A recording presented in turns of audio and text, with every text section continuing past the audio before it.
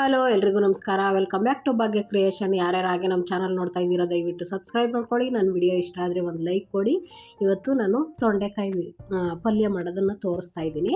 ಅದಕ್ಕೆ ಬೇಕಾಗಿರೋ ಇಂಗ್ರೀಡಿಯೆಂಟ್ಸು ಒಂದೆರಡು ಸ್ಪೂನು ಕಡಲೆ ಬೀಜ, 1 ಸ್ಪೂನು ಕಡಲೆಬೇಳೆ, 1 ಸ್ಪೂನು ಧನಿಯಾ ಕಾಳು ಮತ್ತು 1 ಸ್ಪೂನು ಉದ್ದಿನಬೇಳೆ ಮತ್ತು ಬ್ಯಾಡಗೆ ಮೆಣಸಿನ್ಕಾಯಿ ಮತ್ತು ಖಾರದ ಮೆಣಸಿನ್ಕಾಯಿ 2 ತೊಗೊಂಡಿದ್ದೀನಿ. ಸ್ವಲ್ಪ ಬಿಳಿ ಎಳ್ಳು ತೊಗೊಂಡಿದ್ದೀನಿ, ಅಂದರೆ 1 ಸ್ಪೂನ್ ಆದರೆ ಸಾಕು. ಮತ್ತು ಇಲ್ಲಿ ನಾನು ತೊಂಡೆಕಾಯಿನ ಅಂದರೆ ಹಣ್ಣಾಗಿರೋದು ತೊಗೊಂಡಿಲ್ಲ, ನಾನು ಫುಲ್ಲು ಎಳೆದು ತುಂಬ ಚೆನ್ನಾಗಿರ್ಬೇಕು. ತುಂಬ ಹಣ್ಣಾಗಿಬಿಟ್ಟಿದ್ರೆ ಅದು ಹುಳಿ ಬಂದುಬಿಡುತ್ತೆ ತೊಂಡೆಕಾಯಿ. ಹಾಗಾಗಿ ನಾನು ಕಾಯಿ ಅಂಥದ್ದನ್ನು ನೋಡಿ ತೊಗೊಂಡು ಬಂದಿದ್ದೀನಿ. ನೀಟಾಗಿ ಸಣ್ಣ ಕಟ್ ಮಾಡಿದ್ದೀನಿ. ಈ ರೀತಿ ಸಣ್ಣ ಕಟ್ ಮಾಡೋದ್ರಿಂದ ತುಂಬ ಟೇಸ್ಟಿಯಾಗಿ ಬರುತ್ತೆ. ಇವಾಗ ನಾನು ಗ್ಯಾಸ್ ಹಚ್ಚಿ ಒಂದು ಬಾಣಲಿ ಇಟ್ಕೊಂಡು ನಾನು ಫಸ್ಟಿಗೆ ಕಡಲೆ ಬೀಜನ ನೀಟಾಗಿ ಹುರ್ಕೋತಾ ಇದ್ದೀನಿ. ಏಕೆಂದರೆ ನಾವು ಸಪ್ರೇಟಾಗಿ ಹುರ್ಕೋತಾ ಇದ್ದೀನಿ ಇಂಗ್ರೀಡಿಯೆಂಟ್ಸ್ನ. ಏಕೆಂದರೆ ನಾವು ಹುರಿಯೋದ್ರಿಂದ ನಮ್ಮ ಮಾಡೋ ಪಲ್ಯ ಟೇಸ್ಟ್ ಅಂತೂ ಅಷ್ಟು ಚೆನ್ನಾಗಿ ಬರುತ್ತೆ, ತುಂಬ ಟೇಸ್ಟಿಯಾಗಿರುತ್ತೆ. ಇವಾಗ ನೋಡಿ ಕಡಲೆ ಬೀಜ ಹುರಿದ್ಬಿಟ್ಟು ಎತ್ತಿಟ್ಕೊಂಡು ಮತ್ತು ಕಡಲೆಬೇಳೆ ಅದು ಸ್ವಲ್ಪ ಬಿಸಿ ಆದಮೇಲೆ ನಾನು ಉದ್ದಿನ ಕಾಳನ್ನ ಅಥವಾ ಬೇಳೆ ಯಾವುದಾದ್ರೂ ಆಯಿತು ಅದನ್ನು ಹಾಕ್ಕೊಂಡು ಒಂದು ಮೀಡಿಯಮ್ ಫ್ಲೋಲಿ ನಾವು ಹುರಿಬೇಕು. ಇದನ್ನೆಲ್ಲನ ನಾವು ಹುರಿಯೋದ್ರಿಂದ ಟೇಸ್ಟು ಇನ್ನೂ ಹೆಚ್ಚುತ್ತೆ. ಹಾಗಾಗಿ ಇವಾಗ ಅದೆರಡೂ ಹುರಿದು ಎತ್ತಿಟ್ಕೊಂಡು ಎಲ್ಲ ಒಂದು ಪ್ಲೇಟ್ಗೆ ಎತ್ತಿಟ್ಕೋತಾ ಇದ್ದೀನಿ ನಾನು. ಇವಾಗ ಧನಿಯಾ ಕಾಳು ಮತ್ತು ಬ್ಯಾಡಗೆ ಮೆಣಸಿನ್ಕಾಯಿ ಮತ್ತು ಖಾರದ ಮೆಣಸಿನ್ಕಾಯಿನೂ ಒಂದೆರಡು ಹಾಕಿದ್ದೀನಿ. ಯಾಕೆಂದರೆ ಸ್ವಲ್ಪ ಖಾರವಾಗಿರಲಿ ಅಂತ. ನಿಮಗೆ ಬೇಡ ಅಂತಂದರೆ ಬರೀ ಬ್ಯಾಡಗೆ ಮೆಣಸಿನ್ಕಾಯಿ ಬೇಕಾದ್ರೂ ಹಾಕ್ಕೋಬೋದು.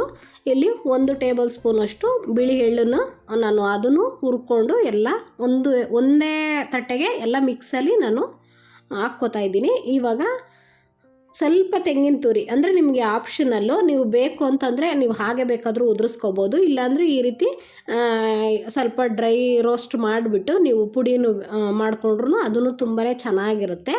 ಇವಾಗ ಅದನ್ನು ಎಲ್ಲ ಎತ್ತಿಟ್ಕೊಂಡು ತಣ್ಣಗಾಗ್ಬಿಟ್ಟು ನಾನು ಅದೇ ಒಲೆಗೆ ಒಂದು ಬಾಣಲಿ ಇಟ್ಟು ಸ್ವಲ್ಪ ಎಣ್ಣೆ ಹಾಕ್ಕೊಂಡು, ಎಣ್ಣೆ ಕಾದ ನಂತರ ಸ್ವಲ್ಪ ಸಾಸಿವೆ ಹಾಕ್ಕೊಂಡು ಇವಾಗ ಒಂದು ಒಣಮೆಣ್ಸಿನ್ಕಾಯಿ ಮತ್ತು ಕರಿಬೇವು ಮತ್ತು ಈರುಳ್ಳಿ ಇಷ್ಟನ್ನು ಹಾಕ್ಕೊಂಡು ಸ್ವಲ್ಪ ಫ್ರೈ ಮಾಡ್ಕೊಳ್ಳೋಣ.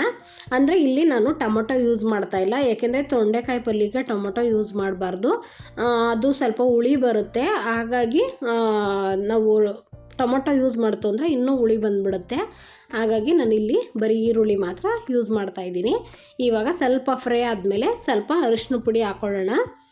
ಇವಾಗ ಇದನ್ನು ಚೆನ್ನಾಗಿ ಫ್ರೈ ಮಾಡ್ಕೊಳ್ಳೋಣ. ಏಕೆಂದರೆ ನಾವು ಇಂಗ್ರೀಡಿಯೆಂಟ್ಸ್ನೆಲ್ಲ ಹುರಿದು ಇಟ್ಟಿದ್ದೀವಲ್ವ, ಅದು ತಣ್ಣಗಾಗೋದ್ರೊಳಗೆ ನಾವು ಇಷ್ಟು ಕೆಲಸ ಮಾಡಿಕೊಂಡ್ರೆ ತುಂಬ ಫಾಸ್ಟಾಗಿ ಆಗುತ್ತೆ. ಬೆಳಗ್ಗೆ ತಿಂಡಿ ಏನು ಮಾಡೋದು ಅಂತ ಇರ್ತೀವಲ್ಲ, ಈ ರೀತಿ ವೆರೈಟಿಯಾಗಿ ಮಾಡಿಕೊಂಡು ತಿನ್ಬೋದು. ಮತ್ತು ಆರೋಗ್ಯಕ್ಕೂ ಒಳ್ಳೆಯದು. ಮಕ್ಳುಗಳು ತರಕಾರಿ ತಿನ್ನಲ್ಲ, ಅಷ್ಟೊಂದು ಇಷ್ಟಪಡಲ್ಲ. ಈ ರೀತಿ ಟೇಸ್ಟಿಯಾಗಿ ಮಾಡಿಕೊಟ್ರೆ ತಿಂತಾರೆ. ಇವಾಗ ನೋಡಿ ನಾನು ಈರುಳ್ಳಿ ಎಲ್ಲ ಫ್ರೈ ಆದಮೇಲೆ ನಾನು ತೊಂಡೆಕಾಯಿನ ನೀವು ಯಾವ ರೀತಿ ಬೇಕಾದರೂ ಕಟ್ ಮಾಡ್ಕೋಬೋದು. ನಾನಿಲ್ಲಿ ಚಪಾತಿ ಮಾಡ್ತಾಯಿದ್ದೀನಲ್ವ, ಹಾಗಾಗಿ ಸಣ್ಣ ಕಟ್ ಮಾಡ್ಕೊಂಡಿದ್ದೀನಿ. ಅದನ್ನು ಹಾಕ್ಬಿಟ್ಟು ಚೆನ್ನಾಗಿ ಸ್ವಲ್ಪ ಫ್ರೈ ಮಾಡಿಕೊಂಡು ಮತ್ತು ರುಚಿಗೆ ತಕ್ಕಷ್ಟು ಉಪ್ಪನ್ನ ನಾನು ಈಗಲೇ ಹಾಕ್ಕೋತಾ ಇದ್ದೀನಿ.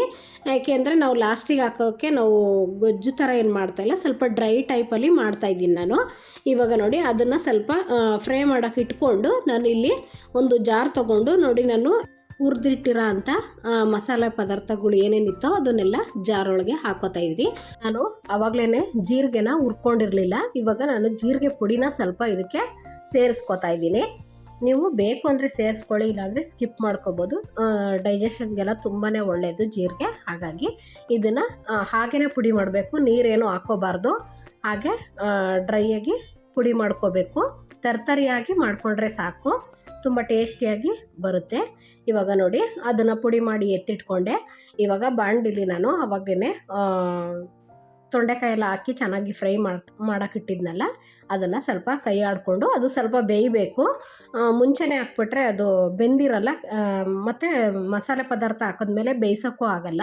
ಸ್ವಲ್ಪ ಡ್ರೈ ಥರ ಮಾಡೋದ್ರಿಂದ ಇವಾಗ ನೋಡಿ ಈಗ ಬೆಂದಿದೆ. ನಾನು ಚೆನ್ನಾಗಿ ಬೆಂದಾದಮೇಲೆ ನಾನು ಈ ಪುಡಿನ ಹಾಕ್ಕೋತಾ ಇದ್ದೀನಿ.